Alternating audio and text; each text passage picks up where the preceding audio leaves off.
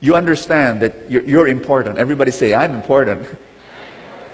You're standing in the gap between heaven and earth. Yes, you're a Moses. You're standing in the gap between God's power and people's need, especially the people under your responsibility. You're important. Touch somebody beside you and say, you're important. No. This is what you do. Insert one word between those two words. Tap that person again and say, you're that important. You are so important that the people under your responsibility will not get God's resources if you don't do your part. Are you listening to what I'm saying?